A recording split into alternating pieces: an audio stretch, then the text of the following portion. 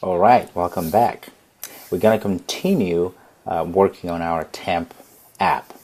Previously, we were able to go ahead and created our UI, our user interface. So we created and added text, buttons, and everything and so forth, and everything looks great, as you can see. Now we want to be able to then tie everything together into our main activity here. Now, I took the liberty and went online and found the formulas from Wikipedia. So there's a link here that will help us to actually convert values from Fahrenheit to Celsius, Celsius to Fahrenheit, as you can see here. So this is what we're going to use. Excellent. Okay, let's go ahead and get started. First thing we do, we're going to go ahead and create our instance variables so that we can fetch all of these widgets here, edit text, buttons, and everything in our Java code. So we say private. The first thing we're going to say edit text, and we're going to call it temp edit text. Okay, next we're going to say private button. We're going to call cell button. This is the button that we're going to use for our Celsius button. So when you click on that, and then it's going to convert to Celsius. Going to import our button there. So private button, Fahrenheit button this time. So F button, and then private again. Text view. Going to call show temp text view, and Alt Enter or Option Enter to import our text view, as we've been doing. Excellent. So we have that. Now inside here of our onCreate, I'm going to go ahead and wire everything up. So we're going to start with the temp edit text is equal to, I'm going to go ahead and cast that and say find view by ID r.id dot, and we're going to go and get our temp. We call this edit text. That's the ID we gave. And next we're going to go and say cell button is equal to its type of button. So find view by ID r.id dot, we call it Celsius button ID down there. Next we go to F button. You get the gist here. So type of button again, and view by ID r.id dot, we call F button, I think F button D, as it's there. And then we're going to go ahead and get our show temp text view. It's a text view type. So find view by ID r.id dot text view. Perfect. All right, so we got it all. Now let's go ahead and set up our buttons. Set up our buttons here.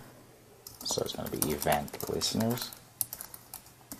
All right, so first thing we do, we're going to say cell button dot set on click, and new view dot on click listener. It always does this. I just get rid of all of this stuff here. And curly braces, and we go right click to generate and override methods. Go to view on click here, get on click. So there it is, perfect. And let's do the same thing to our FB button. So that's set on click listener. There's a better way to do this, but for now, just let's do this way. So new view dot on click listener, and there it is. And of course we do the same thing, right click. In fact, let's give a space here. So right click, generate override methods, go and click there. All right, we will create two methods. One is going to be called convert to Celsius, which will take in an integer as a parameter, and then it will return an integer, which is going to be the result of our conversion. We'll do the same thing for Celsius and Fahrenheit. Okay, so let's go ahead and create this function now. So outside our on create here, we're going to go and create our method. So the first one is going to be public. It's going to be of type integer because it's going to return an integer. In this case, it's going to say L. Going to call it convert to Celsius. I'm going to take int. It's going to be far val for Fahrenheit value. And for now, I'm going to return 0 so that Android Studio doesn't complain. So public int convert to Fahrenheit. So the int cell val. Okay, return 0 for now. Excellent. So obviously inside of here, this is where we're going to call convert to Celsius function. And over here, we're going to call convert to Fahrenheit method. Perfect. Okay. Now we have to remember that the edit text may not have text inside there. So if user sometimes, ends up clicking, cell button or the Fahrenheit button, and they forgot to actually insert something into the text view, into the edit text, then that would make no sense, right? We have to figure out a way to validate, make sure that they've entered something before we start calculating things. First thing, we're going to go ahead and create and get the value of our edit text. Okay, so we know it's going to be a string, so let's go ahead and say string edit text val is equal to, then we can say temp edit text dot get text dot to string, convert it to string, because as we talked earlier, if we just go temp edit text dot get text, it's just going to give us this weird gibberish, right? We want to convert that into string. Excellent. So now whatever it's typed in inside of our edit text is going to be into our edit text value here. Perfect. It's always a good idea to do this so that we actually assign things into variables, so it's easier to then manipulate and use them. Now let's go check to see if that edit text value is empty, or if it, so we can say if, now edit text value, remember this is the edit text val now holds everything that is inside our edit text. So we're checking if that edit text that is empty, so if there's nothing there, then we know something is not right. So we're gonna go ahead and let the users know they have to do something. So toast that make text, so we're gonna say get application context, enter a value, and then we're gonna say toast dot long and show. You've seen the toast before, and we haven't really talked a lot about what's going on here, but just know this will just show those little messages that tells the user what's going on. We'll talk more about this, so don't worry about it for now, okay? Alright, so else, we know that we have something, that the edit text, temp edit actually has something. So we're good. Perfect. Now notice also that the edit text always returns a string. Well, once we've converted it, it's going to be a string, right? Now obviously we can't multiply strings by strings or by anything else. In order to do operations, you have to either have integers or doubles or floats and so forth. So that means we also have to go ahead and convert that string we received into an integer. So how do we do that?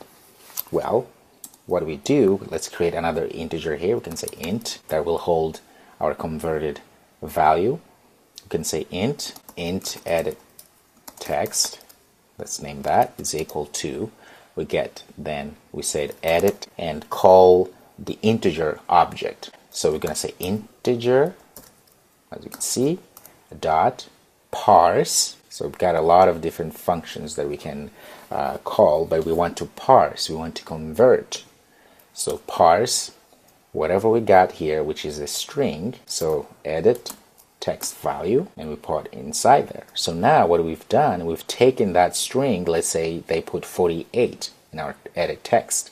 Well, we're going to take that and convert that into an integer so we can work with it. Perfect. Now we do this because, as we said here, all of these functions, methods that we created that will then convert whatever we need into Celsius or Fahrenheit, they need to have an integer, as we've specified here. Therefore, this is what we need in order to then pass it in here so that then we can do our work. Excellent. So at this point, obviously, we are on the cell button, which means when they click this button here, we have to convert whatever it's inside Celsius, which also means that we go ahead, have to call convert to Celsius, and we can pass in this here, this value. So copy that and pass, and there it is. Isn't that great? Clearly, we can go ahead and do the same with our Fahrenheit.